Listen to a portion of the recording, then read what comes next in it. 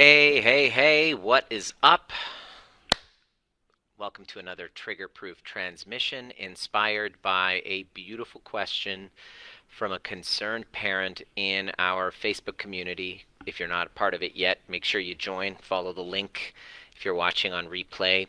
Uh, it's on Facebook, and you really get to be a part of this conversation. You don't have to be isolated. You actually can have this conversation and see other people who are going through exactly what you're going through, and we heal in community. Essentially, that's why I'm here. That's why I've created this community, is we heal in community.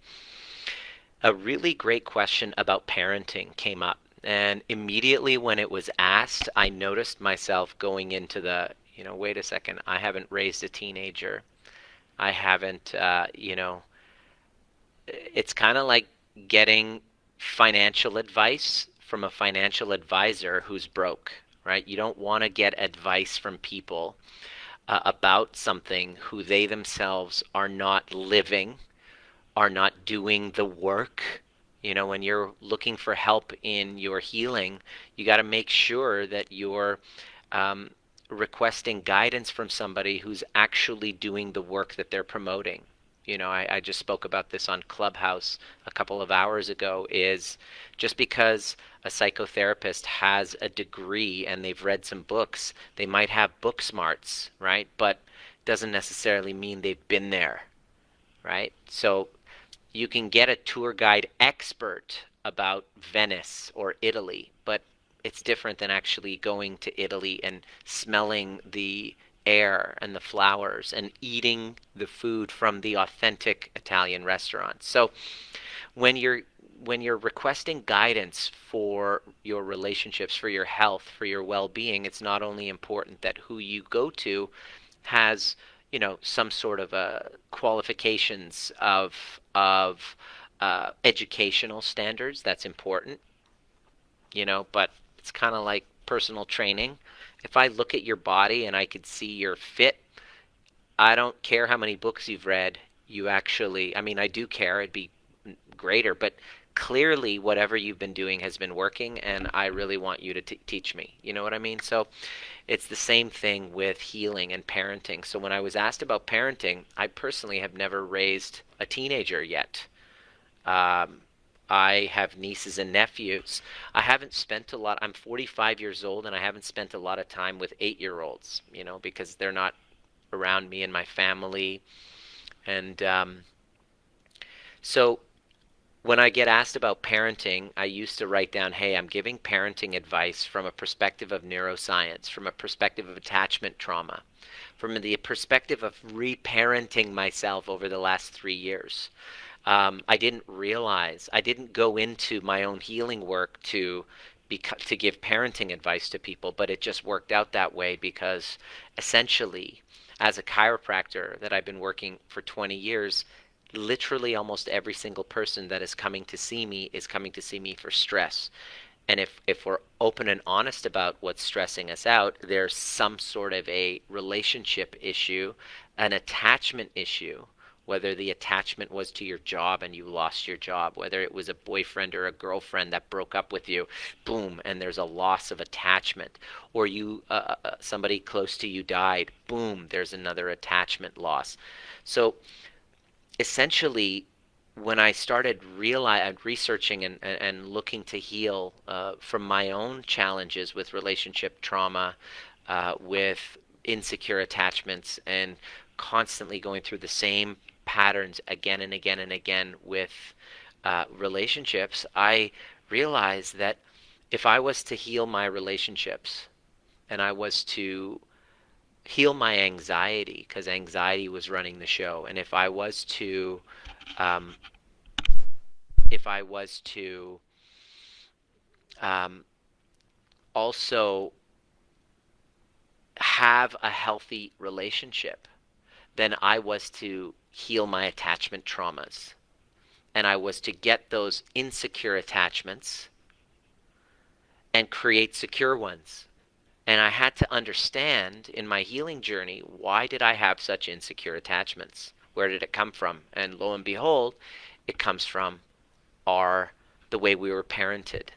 And immediately when we start talking about this, people start to get defensive. And that I totally understandable, because we have these family systems. And when we have this conversation, it might arise a lot of anger within you. I want you to pay attention to that. This isn't to discredit that or to invalidate it at all. All of your feelings are valid. I just want you to, just for a moment in this conversation, give yourself the permission to put your pen down and listen with your body. And as I say something to you, if you feel an activation, it's telling you something. I want to train people. I'm here to train people to stop, relying so much on trying to figure it out here and just trust the wisdom of our bodies. Right? This is, I'm kind of like, this is the new model of parenting that I want to introduce to the world, in a way where people can really get it and they feel inspired to get it. And so I had to look at my insecure attachments, and it came from my parents. And this is not to invalidate my parents. I want to start off by saying I love my parents. They're amazing. My mom's hilarious. My dad is really funny. Like, he has me and Diana laughing every time we see him. My mother is extremely talented. She's a singer. She's so social. The best cook you've ever met. Everybody who meets my parents are like, holy shit, Nima, I love your parents. So I'm saying this with the firm understanding that I absolutely adore my parents. They were unconsciously at the effect of their own traumas. And so the experience that I had growing up, the biggest revelation of it was in an effort to kind of do and become something. They sometimes become too busy to engage and interact.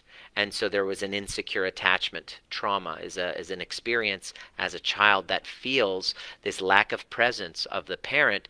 It's an emotional presence of the parent, emotional validation and presence of the parent. It's very traumatic to a child. Okay, and it's not necessarily trauma with a capital T, where there's some physical violence or there's sexual violence. Um, it's also trauma with a small t, which there is lack of emotional attunement. There is the mental illness of a parent because they're not there. They're not all there. Their nervous systems are dysregulated. They have addictions. So sometimes the child has to take on these caregiver roles, right? Um, yeah, yeah, exactly, Christina. Yeah, you can't run from this conversation, unfortunately. Most people have a difficulty. Christina said, I don't want to feel with my body because I can't feel. And so this is trauma. This is called dissociation, right? And so the impact of being dissociated from my body, if I, because of my own traumas and abuse and neglect, didn't feel safe to be in my body, I will leave my body and I can't feel my body. My son Dominic has a non-feeling experience with me. If I can't feel me, then I won't be able to feel him, and I can't emotionally attune to him. This is how unknowingly, Christina, this is how unknowingly we pass on the trauma. And this is not to make you bad, not to make you a bad mom. You're an amazing mom. I mean, everybody, this is the biggest obstacle to this conversation is shame, because mom guilt is real, dad guilt. Already we have so much trauma that we pass down that causes us to feel unworthy, that you're not going to want to listen to this conversation. It's going to make you sick. It's going to make you want to throw up, right? But this is what I'm trying to do, is to not run away from our triggers, but to sit in them and really understand the information. And so if I'm the classic example, as Christina said, if because of my traumas of how I was parented, I dissociate from my body, I can't feel me, which is how I felt, by the way. I don't want to feel my shame. I don't want to feel my unworthiness. I don't want to feel not good enough. So I will hide and not feel it, be in my head, and I will parent, right? I will parent my son Dominic in a way where I'm doing. He feels a lack of presence within me. Because of he doesn't have his attachment towards me, he's going to start acting out. Okay? Because he's needing attachment. And because I don't have it within myself, I can't feel his requests for attachment. I look at that as a nuisance that's in my way, and then I go into punishing. right? And so this is how unknowingly I will pass down trauma from generation to generation. The best way for us, this question, how do I prevent it, is by listening to how it shows up and waking up and saying, okay, hopefully this will be a wake-up call. The saddest part of what I do is I see so many of these faces and they're familiar. The names and the comments, yes, thank you, when's your next event? And they've literally been saying it for a year and they don't actually show up and do the work. And they think that, they think that just kind of showing up and watching a Facebook Live is doing the work. So this is going to be helpful, like reading a book, listening to me talk right now. It's going to be useful to wake you up. Many of you will be triggered, and many of you will say, most of you will say, oh, fuck this, I'm just going to keep avoiding, maybe tomorrow, maybe next week. That's fine. That kind of breaks my heart on a daily basis. That's one of the challenges of doing this work, is I see the faces again, see the names again and again with the same problem. They haven't taken action. I'll deal with that myself. That's part of being a cycle breaker, and when you're passionate about something, is when it's not, is when there's barriers to people actually taking action. And then there's going to be a small percentage. This is who I'm speaking to, and this is why I do these trigger-proof transmissions, and I take my time doing it and resources to do this, that there's going to be maybe one or two of you who are listening and are like, okay, enough. I'm done, like, talking about it. There's a difference between talking and then taking action, even though it's scary, even though I have all these obstacles that I think are obstacles where they're actually my own fear. It's like, oh, there's an obstacle. It's just not going to work. There's a barrier. Too bad. It's a shame. That barrier, I've convinced myself that barrier is really the reason why I'm not doing it, when the real reason is that I'm fucking terrified and going into the unknown, because this whole miserable kind of trauma response is so familiar. Even though it's miserable, it's so familiar, right? It's just all I know. That's just my lot in life, and that's the effect of the trauma. Because once you actually take part and work towards breaking those cycles, you dramatically change all aspects of your life, because you're no longer, the traumas are no longer shackles that pin you down. That's what trauma is. It's a shackle that pins you down, that convinces you that you can't do it. And healing it takes you confronting that, but when you break those shackles, all of a sudden your relationships change. I stopped repeating the pattern of the same toxic relationship cycle. I stopped repeating the same cycles in my friendships that trigger me and cause a breakdown. I started taking ownership for my own triggers. I started becoming a safe container so people could feel understood around me, rather than constantly being afraid of feeling victimized by other people's opinions of me. Right? I was always the victim to somebody else's opinions of me. And now, even though it hurts to not have everybody absolutely adore me, feel great when I get this angry hate messages, but it doesn't spin me out and it doesn't take me away. Like, I'm human, so it doesn't feel great, but I actually, my purpose and calling is bigger than the outside voices. It's starting to change, and I know that it's a work in progress, that I'm forever going to be engaged in, because healing is a lifelong journey, right?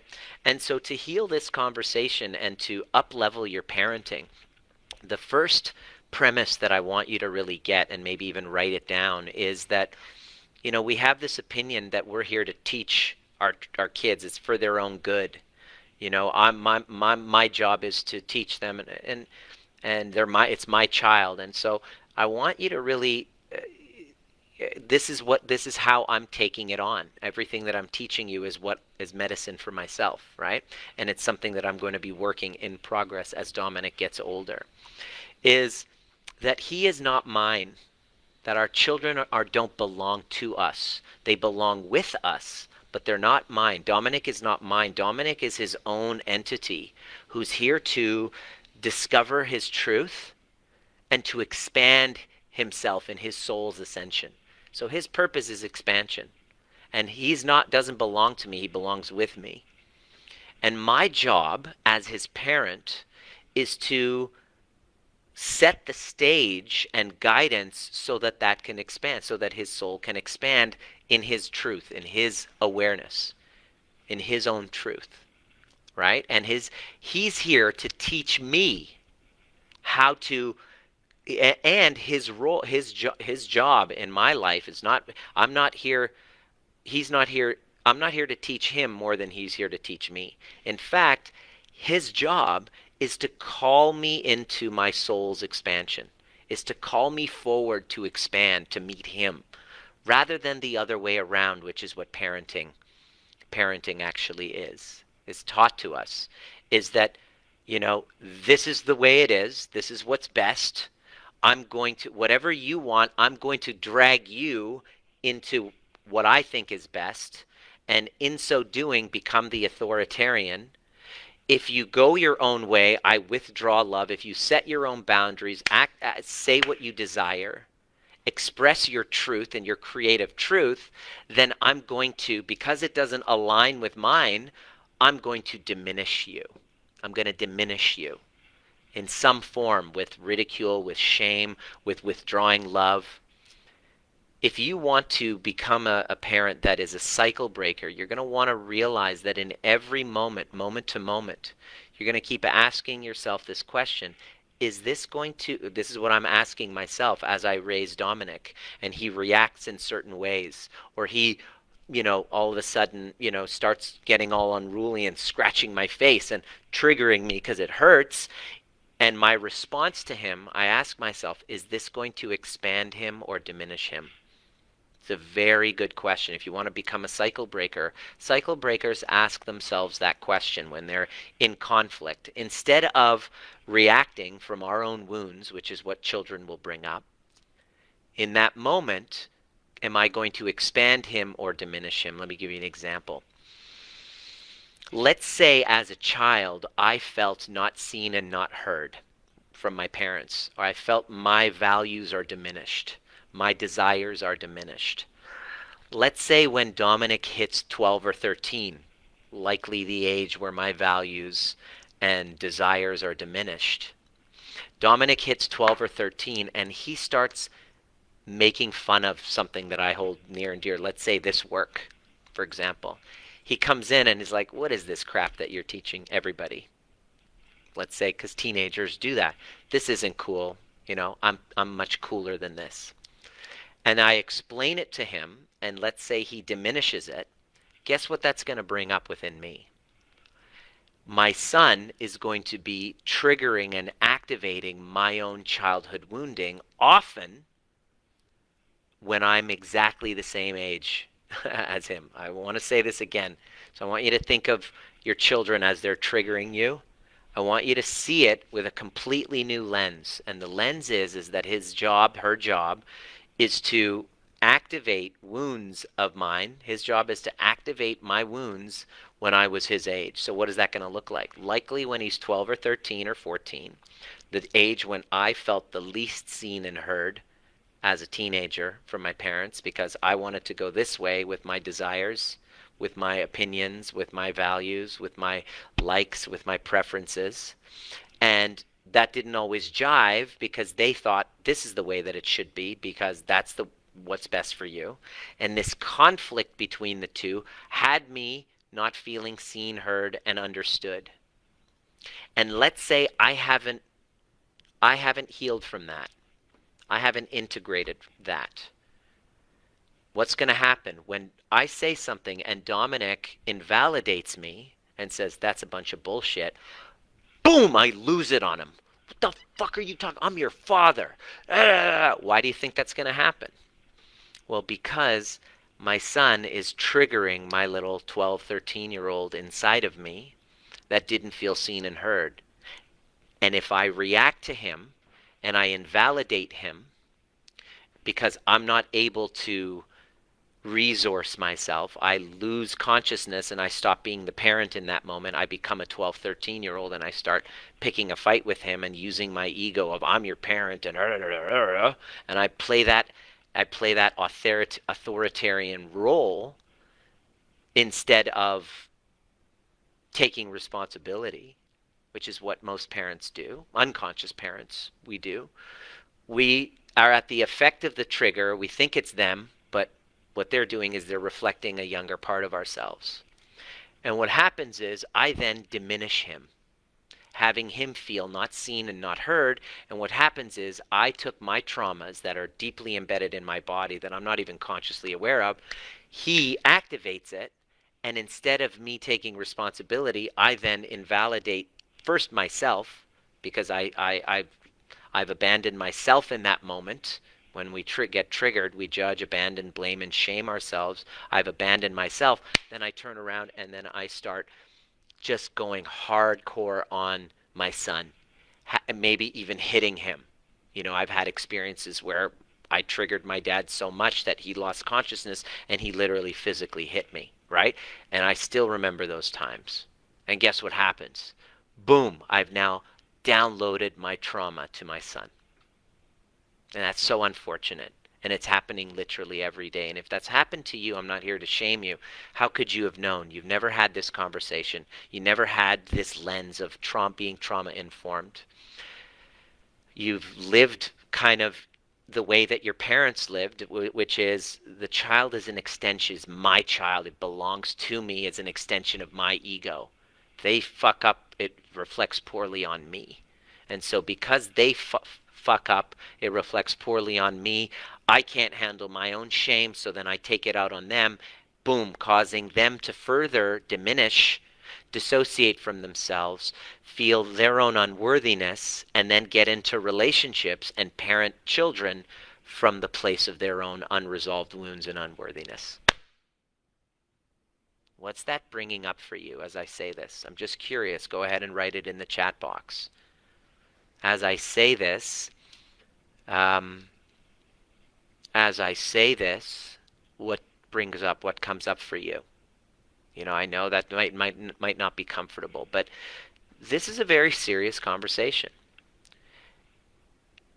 If I want to break the cycle, it's time to stop playing the blame game. This isn't your fault. You're not a bad parent. You're not a shitty parent. I know, a lot of times when I speak, people are like in tears. Oh, I'm so terrible. Oh, poor me. It's like, okay, that's okay. First, feel the grief of that. First, feel the unfairness of that. First, feel how shitty this feels. Okay? First, feel how shitty this feels. Would love to undo any causing of unworthiness. Okay. Well, that's cool. Turn 4, it was unexpected and very painful. Yeah. It's going to expand him or diminish it. Is that going to expand him or diminish him? Great question. So, what I wanted to give you is a new model for parenting from somebody who is learning as he goes and is humble enough to realize that I'm watching Dominic and I'm curious to see what he's going to bring up. My job is to I don't know, just be present with what is in each moment. Every single time you get upset, every time I get upset, I turn around and I'm like, whew, why am I so upset right now? And I remember I had like a Facebook Live to do, or I had a client that I was working with, and he was crawling and he was like tugging at my leg and kind of like, as he's crawling up to me. And I remember being so upset and going, God, he's just so in my way right now. I remember having that feeling. And then immediately as I had that feeling, I stopped and I said, just like who do I feel is in my way? And I'm like, oh my God, my dad. It's like, fuck, oh my gosh. I literally just downloaded my traumas of my dad being in the way to my son.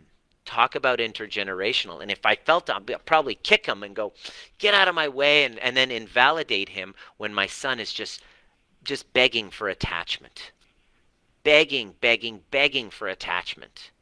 right? This is really what children are doing when they're acting out and misbehaving. They're just begging for attachment. They feel dissociated. Why? Because likely, in my case, I'm doing as a trauma response, because when I was a child, I didn't feel a connection emotionally to my parents, and only did when I was doing something worthy and performing. So I learned that in order to be lovable, I had to do, when all I was doing was seeking connection. So now that I'm a parent and I'm busy in the doing, putting content out, writing blogs, answering questions, doing, immediately my son is tugging at my leg. And I'm like, fuck, Dominic, I'm too busy with the doing to connect with you. Not realizing that Dominic's job is to call me into expansion, to call me forward into my expansion, which is a present, connected, like aligned parent, human. And he literally is teaching me, check this out, it's going to give me some tears, maybe some goosebumps. He's teaching me what I never received as a child, what I didn't receive enough of as a child, emotional connection. Because of that lack of emotional connection, I get busy in the doing. I avoid being still in my body. And my son, who when I'm at the effect of my traumas, I perceive is in my way, is actually on the way, calling me to expand myself into my presence. And lo and behold, the little fucker looks just like me, so I can just pick him up, scoop him up, and kiss my younger self and give emotional attunement to my younger self, while at the same time giving him what he's needing the most. This, my friend, is conscious parenting. This is who I'm becoming. I'm in training. So are we all. It's never too late. You can be in training. You are in training. Humble yourself to understand that I am in training. I'm in training for a secure relationship. I'm in training to be a conscious parent. I'm in training of being an empathetic, humble servant leader who is powerful with his boundaries of his own time and energy. Right? I'm in training. I'm firm and I'm flexible. I'm mastering a process of getting into my heart. This is to become a cycle breaker, right? So this new model of what parenting is all about is that they don't belong to you, they belong with you. They're here to teach you just as much as you're here to teach them. And they are here to expose what we haven't loved about ourselves. This is my second kind of step that I want to expand on for you in this conversation, is that whatever I have judged, criticized, denied, and shamed within myself, Dominic's job is to become that. Whatever I have repressed, denied, suppressed, judged within myself, Dominic's job is to become that. Let me give you an example. My mother, for example, loved to sing. But when she had me and my brother, she put that part of her aside. She put her performing, singing part aside and stopped doing it for a while. And guess what? This performing part of her, she put her performing part away, right? Guess what I became? I became a performer. My dad, same thing. So your kids, everything you're judging and denying within yourself is going to be shown. Every unresolved part of you that you've been running away from, your children are here to express what you've been repressing. This is a new model for you to really look at parenting. If we can only put this lens on and look at this relationship in a different way, that's how we're going to break the cycle. I'm not giving you parenting advice. You can buy books on cognitively learning parenting advice, or you can actually become a conscious parent, which you have the book within you when you do this work. You don't need to hear somebody else telling you what to do, right? Exactly. So I feel like great example. I feel like I want to overly protect my kids because I wasn't protected as a kid. Of course you do. Because you have abandoned that child within yourself, When they went through their traumas, when they weren't protected, they went through their traumas, you abandoned them, right? And so if you learn, so what'll happen is you're now going to become this helicopter parent, and all your anxieties will then get downloaded to the children. Not personal to you, Kayla. This is just all of us, right? Gets downloaded to the kids, right?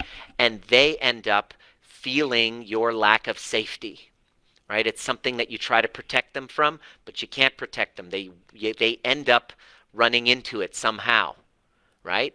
The answer is, how do we resolve that? The answer is to go back and rescue the younger parts of ourselves that weren't protected, to learn to parent the younger parts of ourselves that they are exposing, right?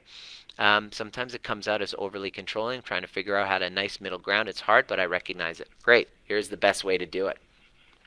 So, whatever that here's a classic example. Whatever you're denying and repressing within yourself, it's going to get acted out as with the children. So, I have a person that I know quite well, and she and her husband don't have sex. They completely, she actually doesn't really feel jazzed up about the relationship, and is too afraid to actually work through it. So they are kind of like roommates. There's no real sexual connection. And so she denies and represses and kind of shuts down her sexuality. So guess what happens when her beautiful daughter turns 16? Take a guess. Take a wild guess. What happens when her beautiful daughter turns 16? Well, her daughter starts to act out sexually, starting to text and get connected online with older men and engage, like willingly become like this super duper promiscuous 16-year-old, literally acting out everything she's been repressing. Please write this down. Your children will express whatever you are rejecting, repressing, denying unconsciously within yourself, either consciously or unconsciously. Parts of yourself, wounded parts of yourself, right? Another classic example, one of the clients that I worked with, she was bullied as a kid. And, when you get bullied, you have these emotional wounds, but we didn't really deal with them, face them, feel them. Guess what happens when her son turns the exact same age as her? Boom, he's getting bullied. It's kind of like the universe is calling. Here's what I want you to get. The universe is calling on you to expand. Because we're chicken shits and we don't want to expand, because expansion is scary, we have a million excuses why we won't do it and commit to it. I can't afford it, I'm too this, I'm too that, it's too scary, whatever story we have, because we don't do it, because we don't face it, our children then go through it because the universe is calling on you to expand, calling on us to expand. So whatever I choose to ignore within myself, my son gets to act it out. Because what he's doing, our children, what they're doing is they're calling on us to expand to that level of parts of us that we're denying. So if I'm denying that part of myself, the wounded, bullied part, the sexually, expressive part of me, and I shut him down, and I hate him, and I pack him away, well, Dominic's going to start to express it. So let me give you an example. If Diana and I are going through resentment with one another and we shut down sexually, guaranteed my son is going to express sexually because it's a repressed part of myself. Best thing I can do for my son's sex life is to have a healthy sex life with my wife and to work at it. But we don't work at that shit because we don't want to face shit. We don't want to talk about stuff. We don't want to get uncomfortable. This is the effect of the trauma. So our children exhibit these behaviors as reflections of our shadow parts. Ouch, ouch, ouch. Yeah, and how the child has reacted. Yeah, 100%. So, what do we do? What do we do? Well, I'll tell you what most people do.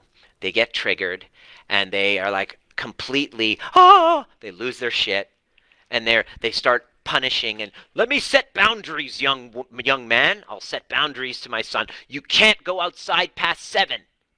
I'm going to enforce these rules. I'm going to be an authoritarian. I'm going to do it for your own good, not telling you the fact that you are bringing up some scary shit within myself that I'm too fucking ashamed of, too embarrassed to admit.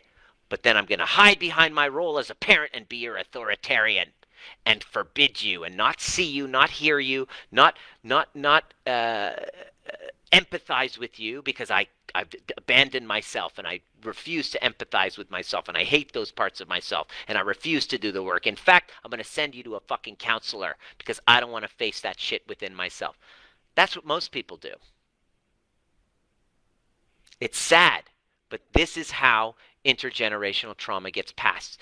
In fact, the majority of children, I will say the majority of children that get sent to a psychotherapist to be fixed are actually, there's nothing wrong with them. They're actually expressing the repressed parts of the family dynamic that the parents don't want to face themselves because it's too fucking shameful, too scary. And then what happens is the child then ends up feeling that they're bad. They become the scapegoat. This was me, by the way.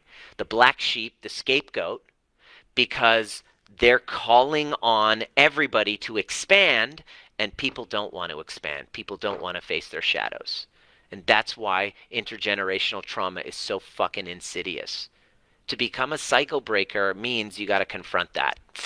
That's why it breaks my heart to say, but now in the recording of this call, it's about 7,200 people in the Facebook group. Only a small handful are truly committed to that process. And I don't care. That's, I'm just going to put out the content anyway. And it breaks my heart because I see all these children and I watch the unconscious parenting, and I'm not saying they're bad because it's just unconscious, right? And so becoming a cycle breaker means to completely change this whole concept of the role. It's not a role. It's actually it's a relationship. Please write that down. My role isn't to be his father. It's a relationship. If I make it a role, then I have to put on a mask and behave inauthentically. But I trust myself within the relationship because I know that whatever he's bringing up, I'm going to look inside first. I'm going to take responsibility first because I don't want him to have the same experience that I had.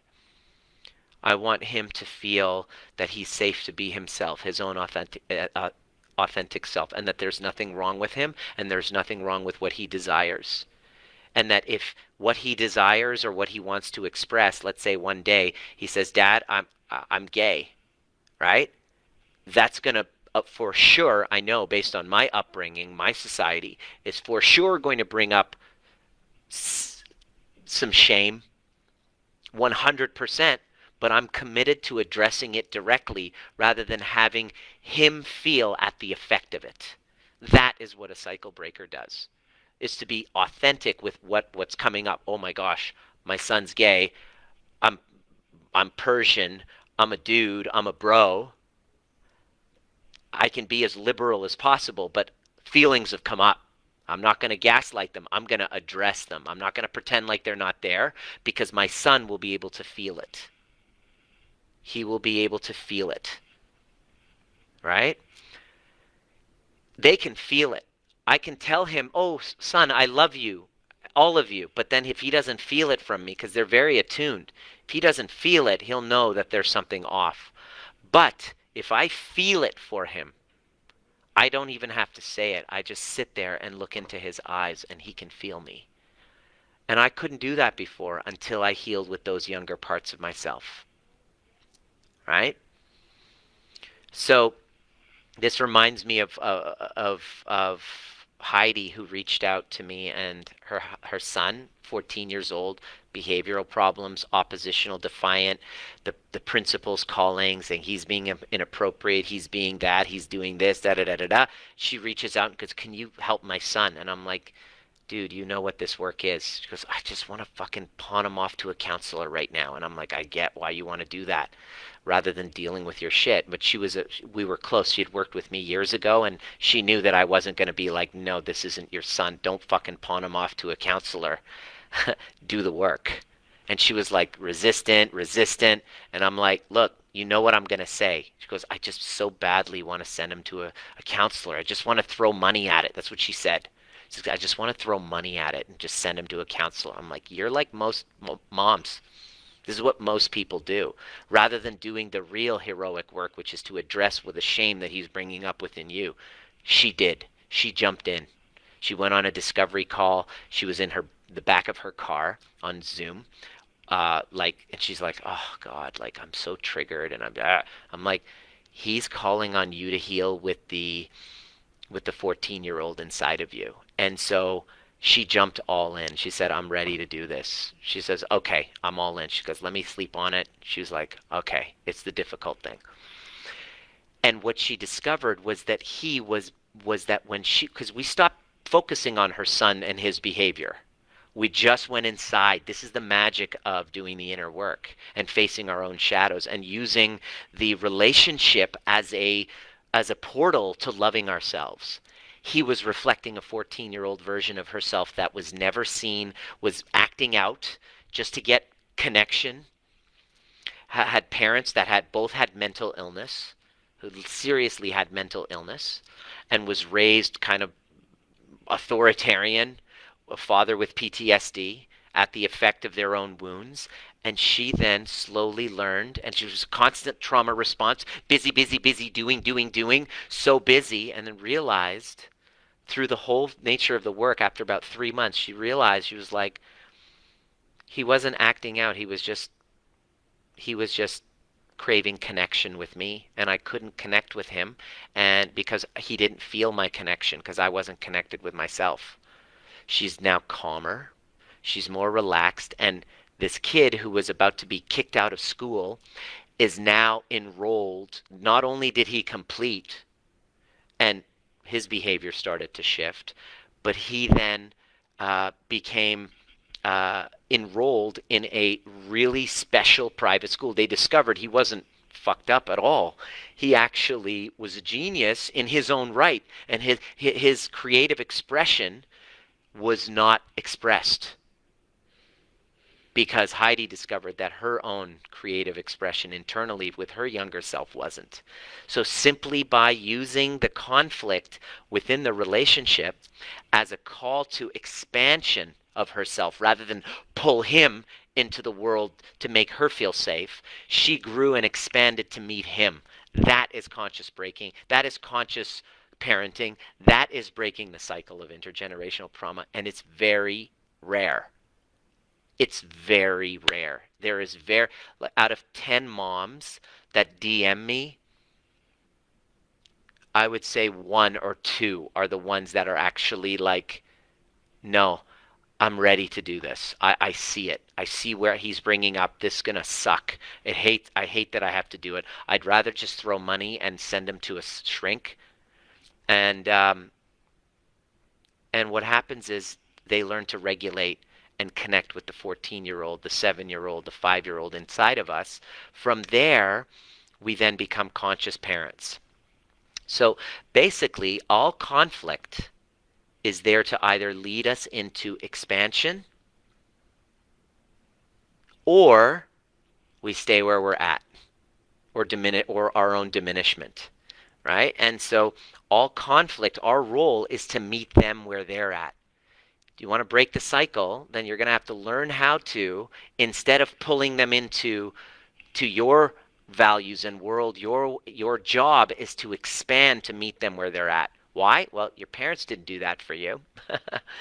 It's kind of like, the best example is, let's say a child, you have a family, and then all of a sudden a child is born with autism, with severe kind of impairments, right? Where in order to survive, the family is then forced to adapt themselves to be able to meet the needs of that child, right? So it's calling on, this autistic child is actually calling on the expansion of every person. That's why we're here. That's why families exist. That's why children are born, to call us into expansion. I love how I've expanded over the last 9 months in becoming a father. Like, I look at myself 9 months ago before I was a dad and who I've become now. And I love who I've gotten to become as a result of expanding to meet Dominic where he's at. And I continue the practice throughout his life. All right? The problem is that, yeah, you have an autistic child. Okay, Christina, right. You've done that, right?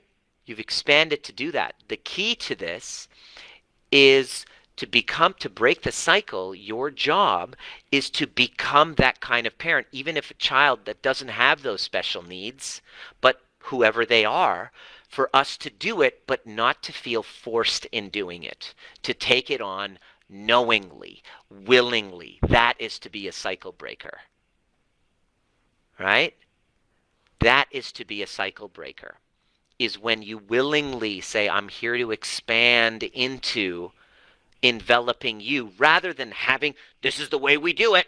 And if you're outside of the system, you're outcasted, you're not welcome, and this is trauma. This is how we traumatize children. My dad even told me, he even said, if you were gay, like, this is just their upbringing. If you were gay, if you did drugs, you're out of the family, right? It's like, whoa, okay. And I get why he was doing that, right? I'm not making him wrong to do that. But what he's saying is, this is the system. You're either in or you're out. And this is why we have so much enmeshment trauma. This is why our relationships don't work, because that familiar pattern we take with us, and we get married with that in our body. We have relationships with that relationship, kind of primary core relationship, still within our body, right? In every moment, you can choose and pause and say, am I expanding him? In this moment with Dominic, am I expanding him or am I diminishing him? It's a very responsible question of a cycle breaker. I want you to write that. Am I expanding them or diminishing them? Right? And the next part of this, the last part, is how do you break the cycle, is to become a conscious parent, is to learn how to use your children as a spiritual practice for yourself. You use them. I know it sounds funny when I say I'm using Dominic, but conscious using. Playfully, consciously, playfully, for the good of all, for the good of myself, for the good of him, for the good of humanity, for the good of my community, to use my relationship as a spiritual practice, as a window to uncover younger parts of myself, to integrate, to love myself more, to empathize with myself more. And once I do that, then I do that first, I can then approach my relationship with Dominic from a resourced place with empathy, rather than from a wounded place trying to protect myself from my triggers and my own fears that I don't want to face, and use him as the scapegoat. That's becoming a cycle breaker. And so essentially, at the essence, it involves, if you want to be a conscious parent who is a cycle breaker, you have to commit to healing your attachment traumas. Because no matter what I think or read in a book about how I should be with Dominic, in moments of trigger, 3/4 of my brain goes offline, and I'm now run by my child mind. I now become the child. So the greatest gift that you can give your child is a self-loving parent who has learned how the art of taking their triggers and turning it into deeper love for themselves. The best thing that I can give Dominic is a father who's learned how to take every trigger and access younger parts of myself to bring them home, to integrate. That's why we call it integration, because we're taking the fractured selves and we're integrating it, bringing it into union within ourselves, to align ourselves with those parts we've been avoiding, and then use that interaction and engagement with my younger self to be able to then be a parent to Dominic, because I've already parented myself. So I didn't realize that my journey in healing was to become a reparenting journey of myself. And as I did that, immediately, within a short period of time, I was blessed completely by surprise with Dominic. Diana and I were completely blessed with an opportunity to then pass down the love that I've given myself to my child, and to teach him that he doesn't belong to me, he belongs with me. And he's not an extension of my ego, he is my teacher. He is my teacher to become a more integrated, wholehearted human. And that I will make mistakes. And the key isn't that I'm going to have ruptures in my relationship with him, but I'm committed to mastering the art of repair. I'm committed to mastering the art of repairing from the ruptures that will happen. These are skills that I was never taught growing up, and at the peril of my relationships. But because I committed to becoming a cycle breaker, because I committed to doing the work, not just fucking talking about it, not just talk there. How do you know you're doing the work? When you're not talking. The work involves very little talking and more feeling under a container where you feel seen, where you feel understood. Can't be done alone, and no one can do it for you. That's why you require a community, and I'm grateful that you're here.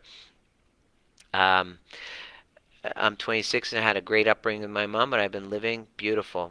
There is an expectation I'm to visit a certain amount of times. Right, exactly. How can I show her that she's important to me while being on my own adult pathway? Great. Great question, Luca. Your work here is to actually address the parts of you that get triggered when she complains that you don't show up. Because of her own abandonment issues downloaded to you. Yeah, it was your mom that asked the question. So this is because of her own abandonment issues that she downloaded onto you with the come over, you're not coming, the guilt, the mom guilt. You don't seem, that's, it's just, it's very difficult because that's going to bring up feelings as a 26-year-old, as a child that had to be responsible for his mother's emotions. This is the cycles of intergenerational trauma, how they get passed on. Luca, your work is to heal with your own inner child. How old do you feel when she puts her emotional needs onto you? How old do you feel when she brings up these feelings of responsibility? Your work is to reparent those younger parts, and once you do, then you can be a safe witness to your mother and see her through her own wounds. Give her the space to have her own emotions and feelings. It's difficult. What you're describing there in your question there is called enmeshment trauma. What I would love for you all to do, and this is so cool, in our community, in our Facebook, it's not just Facebook, in our actual community. These are just Facebook Live transmissions. It's not doing the work. In our program, Laura just started working with us last year and had such transformation that her mother then joined, and her mother Susan is now part of the conversation, is healing her own shit. So the best thing you can do, Luca, is to commit to healing yourself. Jump in, join us at Breathwork and Badassery.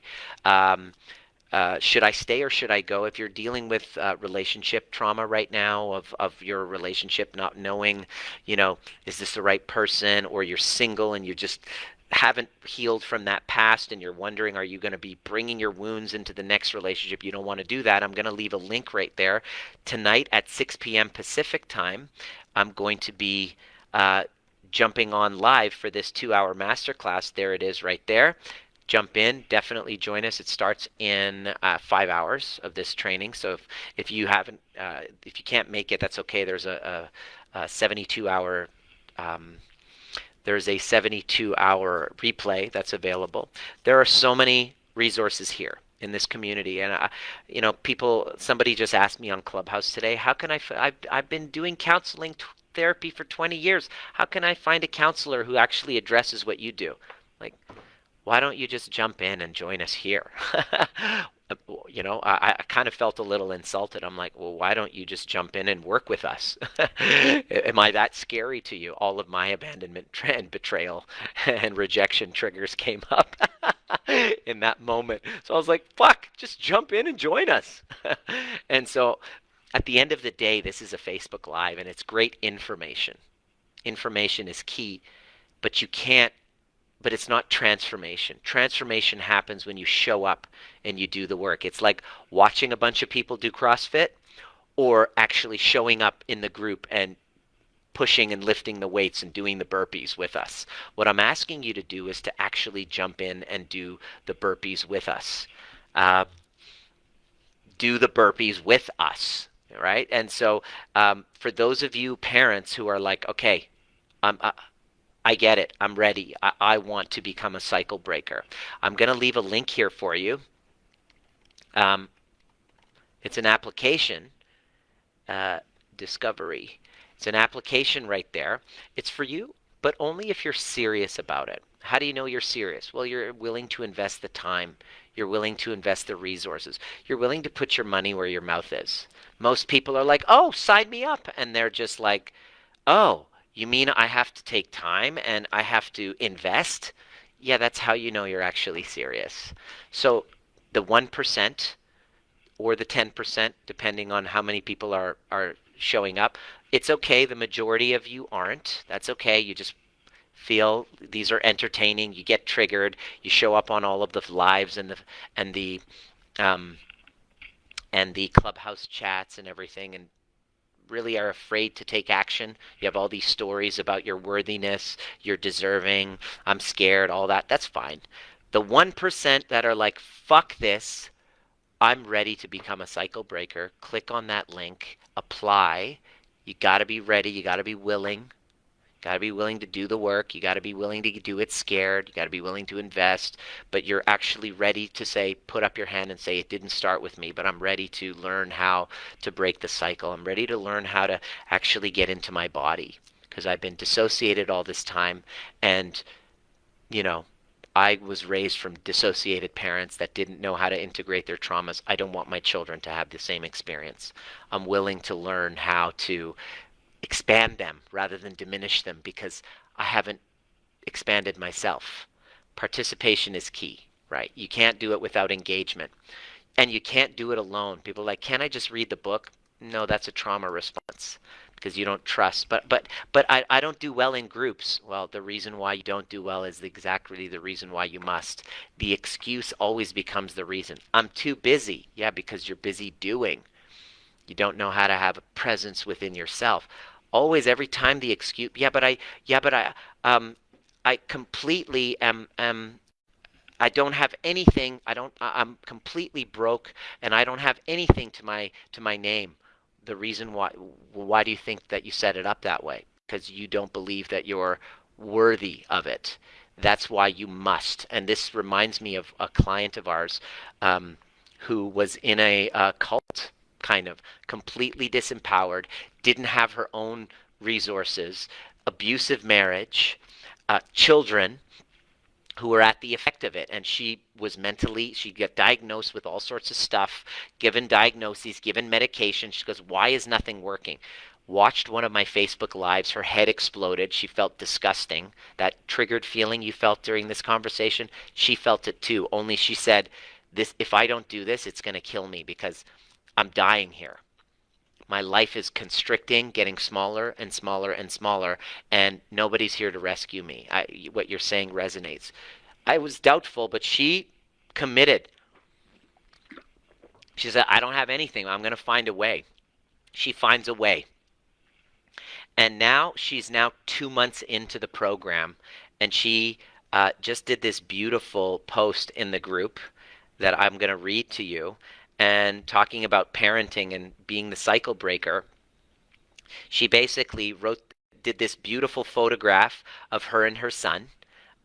Absolutely just beautiful. He's 10 years old, and she's going through a divorce right now. So there's a attachment trauma she's working through, getting our help in healing, going back to childhood, not focusing on her ex-husband, but focusing on little younger version of herself. And she just did this post in our community 6 hours ago, and I want to read this to you. She said, proud mom moment. My son, who like most guys tries to hide his feelings and play the strong role, was having a moment last night. I told him what she learned in our community and in the trainings, in the neurosensory exercises that we do week after week. I told him emotions are good to feel. He spoke of depression, not belonging, and hurting when he sees the perfect family. Now, Normally, when a child gives that kind of feedback, there's a shame deflection that the parent feels, and they immediately will invalidate that. No, that's not how you feel. We are the perfect family. We're just fine. Because of the shame, they'll invalidate the feelings of the child, and then the child doesn't feel seen and heard. And now the child feels that their feelings are inappropriate. But that's not what she did. She listened, you know? He spoke of depression, not belonging, and hurting when he sees the perfect family. Normally, a mom would trigger her shame deflections, because I know my mom would. If I ever gave feedback to my mom, she couldn't handle hearing that. She would immediately deny me those feelings, kind of push them aside, because she wouldn't be able to handle her own shame. But what we teach you in our programs is how to be able to sit with those emotions, right? He spoke of depression, not belonging, and hurting when he sees the perfect family. He has so much anger against his dad, but he's turning it inward because he can't express it to him. I let him know he was understood and seen, that he is not responsible to be the man of the family because I'm a whole person myself. Amazing. Imagine your mother told you that. Imagine what that would be like for you if your mother told you that. He said, Mom, you are the smartest, most understanding person I know. 10-year-old said that.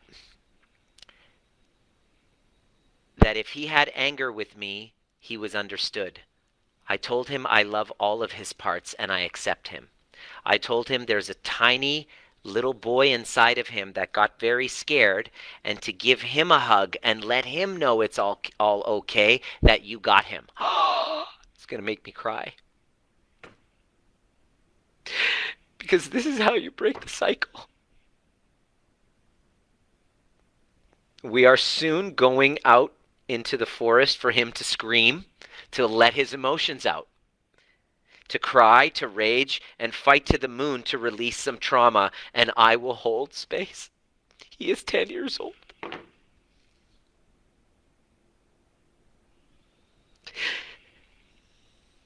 This is why I do this work.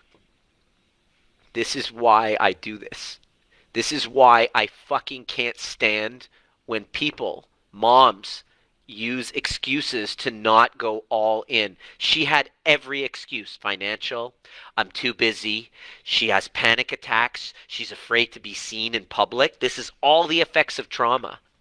And now in 2 months, she did that post.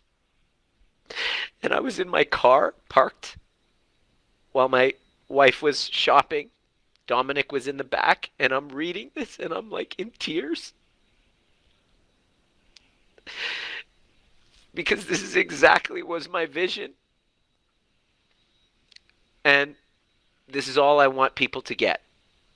This is all I want people to get. I want people to understand the relevance of this. I want people to stop fucking sweeping it under the rug and doing it tomorrow. I want to talk to the cycle breakers who are ready, who are, even though it's difficult, even though it's scary, even though there's obstacles, financial obstacles, time obstacles. Yeah, right. Okay. So let's say 30 years ago, your mother had an opportunity like this. 40 years ago, your mother had an opportunity like this. But she said, I'm busy. I'd like to do it, but I'm busy. What would you tell her? Well, here's your opportunity, Mom, Dad, to become a cycle breaker. This is not just for you, not just for your children, but it's for fucking humanity. The world needs more of those. Follow that link and fill out the application if you're ready. Even if you're not, do it scared, because the world needs you. Consider the possibility that even though it's not fair that you went through what you went through, that you're put on this earth to break the cycle in the family. That's your role. You're like, what's my purpose in life? Well, try this on. Your purpose in life is to break cycles of intergenerational trauma for humanity, for generations, not just for you, not just for your children, but also for your parents and the millions of people, thousands of years of generations behind you. And so that's a worthwhile endeavor to busy myself with. It's been a lot of fun, and so hopefully you got a lot of something out of this. And see you on our thing later. Should I stay or go? If you have any other questions, let me know. I'd love to also hear what was your greatest takeaway on this. I read all of the comments. And what questions do you have? I'd love to contribute. And thanks for, letting me share with you what makes my heart sing and makes me a little emotional. So thank you so much. See you at the next perfect time.